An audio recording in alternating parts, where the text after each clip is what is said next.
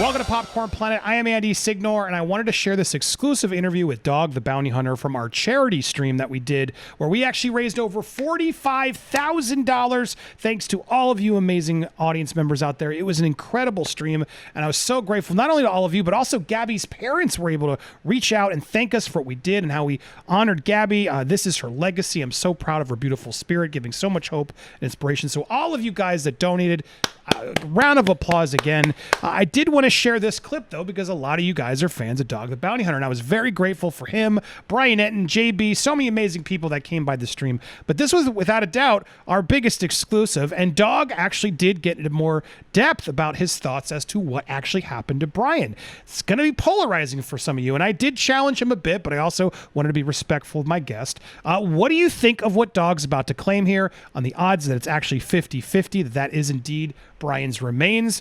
Tell us what you thought. We're also going to have another opinion. Detective John Hubbard, he doesn't agree with Dog's take. He thinks it is indeed Brian. You'll be able to watch that at the end of this video as well. So watch both takes. Let us know what you think. It's always good to hear all sides, but let's be fair about it. And I think Dog was. Here, without further ado, the exclusive interview with Dog the Bounty Hunter. I mean, I know you're not a fan of Mr. Brian Laundrie. But how do you hope how do you hope there is justice for Gabby in this case?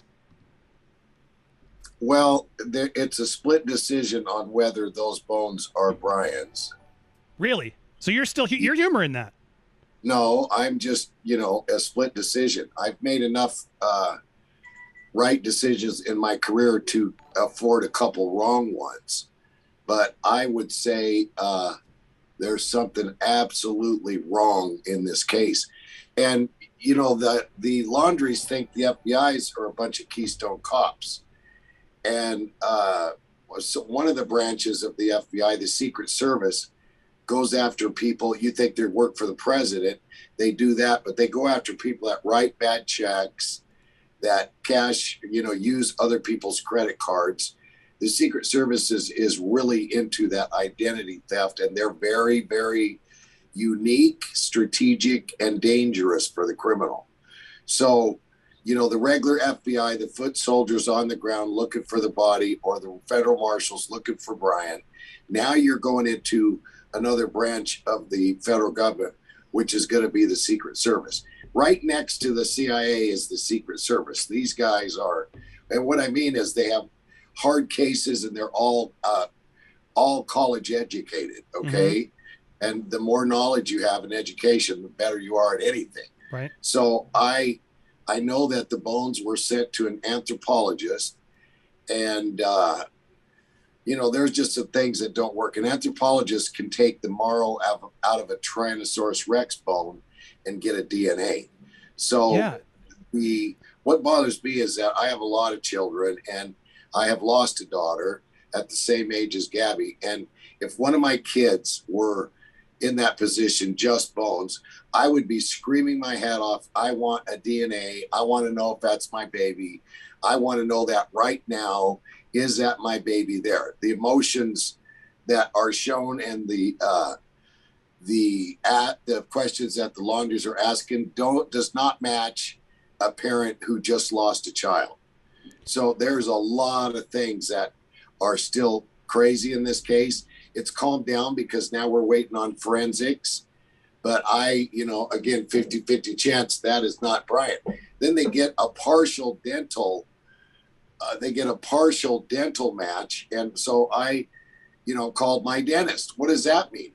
That means that there's teeth. I go partial. It's like a partial fingerprint. It's not a full one. They can't say that. And lo and behold, allegedly, the uncle to Brian is the dentist. Right. So, I was down there. It's called, in that area where they found the skeletal remains, it's called Buzzard Alley. And even if a rabbit dies, the buzzards come immediately there in Florida, as you know. Yeah. You guys down there. There was not a buzzard in the air. You had, I'm hundreds of federal officers, state, local, city boys going through there. You had some of the greatest dogs that they had some of Brian's clothes. So the dogs would have hit that backpack instantly. They had canines that smelled people that are dead. And if you go in water as a human, the first thing that happens is you sink to the bottom. Then as you start swelling up, you actually explode. And all these oils, like you put gas in water, all these oils are released. The water's oily. The dogs can smell right through that. Never did they get a hit. They worked a month, almost every day, marching through there, marching back, fighting crocs, fighting all the other elements. There's other stuff that will kill you besides a crocodile. The boar down there will attack. Yeah. There's insects. There's snakes. It's just snakes hang on trees. Well, you live there. I'm preaching to the choir. They hang on trees and drop out of there. So after a month's search, then the fada comes the next day after it's opened up, walks in the bush, walks out, walks in the bush, walks out. Maybe 5 minutes both times in the bush. Then all of a sudden, oh, here it is. I found it. Yeah, you found it because you were looking for it. Do you think there was a deal? Is what because I oh yeah, personally, again, I could be wrong, but I'll still go on to the next one. It ain't gonna stop me. But they're not intelligent enough criminal wise to do this by themselves. Huh. And I don't want the lawyer to sue me, so I don't want to say it's him. But they're not criminal minded enough to set this whole thing up like this. And it had to go fast. It went fast. Gabby, Francie and I started getting texts from all our fans. And, we got married the 2nd. And we started getting texts, where are you guys going for honeymoon? Well, Francie is from where you guys are. Yeah. So she wanted to go back home, hadn't been there in 30 years, and wanted to go. So we left for a honeymoon. And she said, how far are we from Brian Laundrie's? Because we'd been watching it because they did travel through Colorado. And I said, honey, we're 8 hours away. She goes, okay, they'll catch him soon. We woke up in the morning and realized we were an hour away. And everybody's like, come on, dog, are you scared? And I'm like, what? And so I went to Francie, and she's very, Francie's a redneck, okay? And I knew that a honeymoon means a lot to me and her because we had never had one in our previous marriages. So I said, honey, it's an hour away. She goes, get in the car, doggy, let's go get it. So I was amazed. She wanted to put her feet in the sand and the ocean. We got down there and she goes, honey, I didn't mean the swamp and the gators. So, yeah, I learned so much knowledge about, old dog new tricks. I thought I knew it all. And I learned so much about forensics and tracking. And I met some outstanding retired, but, you don't think 60, 70 retired in their 50s, ex-FBI agent, ex-military, ex-detective. And the only X is, you got to retire from the feds when you're 52 or 3 years old. Mandatory. How dumb is that? Yeah. Yet the Supreme Court justice can be in their 80s. So these guys are full of knowledge, and they went with us. And we had a unbelievable team. I call them the essentials, because the essential means you have to have it. So we had a team that was the best team I've ever hunted with besides my kids. And we hunted, and we went through 11 islands. Incredible stuff that I learned. But again, 50-50 chance Brian Laundrie is still alive. I doubt seriously he's hanging now around the mom and dad. Of course, the next guest would be, he's not in Texas or on the Appalachia Trail. I think he's in another country and probably unextraditable. Well, I want to push because I'm not disagreeing with you, and I want to. Please don't fight me, but I want to challenge this a little bit, but just because I don't disagree with you, but 50-50 is a fair way, but because I think the Northport police, and we call them Dirtolino on our channel, I feel like all those guys have been crooked, they've been lying, they've been messing up, they're covering up their tracks. I believe a deal might have been struck to find the body so they could get off with a deal. Like, that one seems realistic to me, very, very realistic to me. But the idea of them having a dentist uncle faking the teeth, how realistic do you really think that is? Is there danger ever? Do you worry of going too conspiracy? Do you think you can't go too conspiracy in a case like this? Like planning bones, faking teeth? How realistic do you think that is? Well, you can't go on a tweak, and you and I know what that means, right?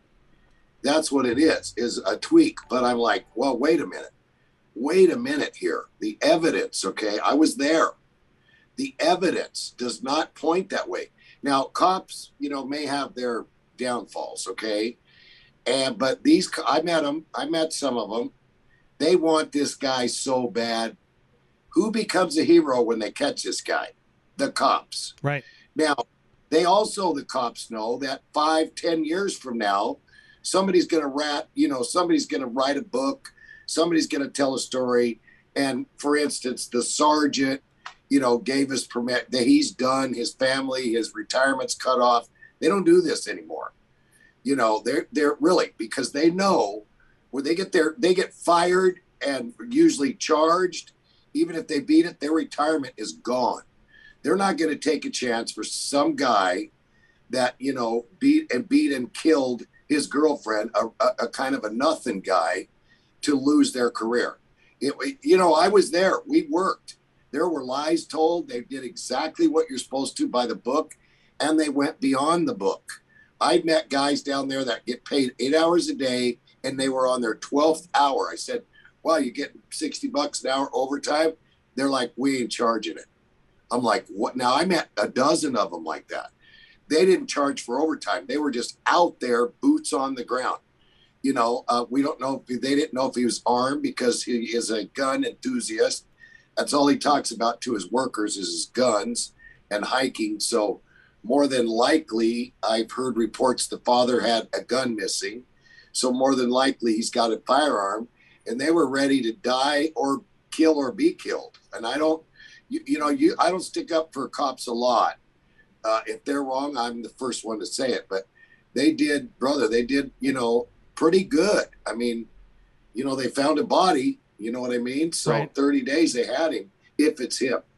I mean, it is very strange that they weren't able to get the DNA evidence out of those bones, that they have to wait. I'm with you on that one. I'm still, we don't know what kind of bones or how the teeth, if they were loose teeth, if they're part of a skull. We don't really even know all of that as well. Or right. Did we find that out? Well, they say there's a partial skull and back front jaw teeth, 2 or 3 in the very back. Now, we had dogs that, look for dead people. They can smell bones. Cadaver dogs are called, yep, right? Yep. And the cadaver dogs we had hit a lot of humped up areas. I'm like, what's that? And all the guys were saying, dog, this is an old Indian burial ground. And after a hurricane or a storm, bones wash up all the time. You hear what I'm saying? Yeah. There's no animal alive that will eat it down to bone in 30 days. A pig, a wild hog, will eat bone and all. Alligator will not do that. Bugs will not do that. Again, anthropologists can get DNA out of a Tyrannosaurus Rex. Anthropologists, it's in their hands right now. They're going to get DNA. If not, then me, you, the public is going to start going, wait a minute here. We want explanations. Of course, we pay their salaries, so we're allowed to do that. But I think the anthropologist is going to come up with a flat no, this is not Brian Laundrie. How likely is it, I'm asking curiously, I'm not, how likely that the FBI or the anthropologist would cover something like that up? Or do you feel like it's going to be pretty definitive? They're either going to say yes or no, and will that put an end to it then, you think? Or what do you think? Well, again, an anthropologist covers it up. He's going to get caught. Brian's going to get caught, okay? Let's say, okay, it's Brian Laundrie and everybody signs off on it. And 2 years from now, remember how he is. He's kind of a hothead. He got into it in the restaurant. He knows how to be polite to police officers. He's going to get in an argument or arrested or printed. If that guy is found alive and all those high mucka cops and all that say he's dead, they are so fired. Done. Their careers are done. They'll be working at McDonald's. They're done. So I do not think a police officer or an anthropologist, what are they going to go college, 8 years? I don't think they'd lay their career on the line for Brian Laundrie. Yeah, I mean, it's so weird because we've had some detectives. John Hubbard's been on. He's been fantastic with us, and he's just like, heads are going to roll, but it doesn't seem like heads are going to roll. I mean, people were criticizing you left and right, but you were out there doing the job. Northport police didn't even find the remains. Two elderly parents, the suspect's parents, found the remains. It's just laughable to me how they're just sort of like patting themselves on the back, like, look what we did with all our drone technology. Are you as equally frustrated with that police department sort of trying to take credit for the parents knowing where the body was and saying, here they are? Well, I haven't heard that. All I heard was that the dad walked in the bush and pulled out the backpack, and then right across the trail, a cop discovered or a Fed or someone discovered the bones. And then you can see the cop patting the dad on the shoulder. Yeah. And consoling him. And then the mother like wipes a tear off. Listen, I lost a baby, and that's not how I took it. I took it very hard. I'm not like, I know there's some countries where they dive on the casket and they scream. They took that pretty easy when your kid's dead. No mother passed out, or they walked back, sauntered back to the car, and, oh, he's dead. We're okay now. I just can't fathom that, that's him. And we'll find out. I could be wrong, and it's him, and case closed. And, Gabby and her family, they have a thing set up for domestic violence. Yep. And usually we all do that when we lose someone, because we do not want someone else to go through what we're going through. So the only way we can mourn and help ourselves is to help others. So Gabby's mom and dad, the family is setting up that fund right now. And, I just do not, again, I have to go back to it. I don't think it's him. I've said a couple times in 40 years I've done this. I once grabbed the twin of a guy. The guy told me all the way to jail, it ain't me, dog. I'm not Joseph. I go, yeah, shush up. Here's your tattoos. Blah, blah, blah. I got him to the jail. It was his twin. Wow. So I've been wrong, but not too many times, brother. But you admit it. Well, I got to get Steph back in before we let you go, because I'm so grateful for your time. But Steph, how amazing is this man? I make sure you get a question or two at him as well. Steph, what do you want to ask? He's finally here. What do you want to ask this legend? Thank you. Legend, hero. Yeah. Oh my goodness. And I mean that with all sincerity, Mr. Dog Chapman. Okay, so your explanation in regards to why you're 50-50 is very plausible, which is fair enough. I suppose, reserve judgment until we get ultimate confirmation, Right. whether it's Brian or not. However, if you're 50-50 on it and you have a plausible explanation as to why it may not be Brian, are you still on the hunt? No, we have our 800 tail dog is still up. I can't shut it off. I've done this older than you are, my sister, that many years, a few years older than you. So usually I put up the number, and then once we capture the fugitive, the number goes down, and then to each fugitive, we try to use the same thing. So we've got over 4,000 leads. About a quarter of them are, we love you, dog. We love you, Francie. We love the kids.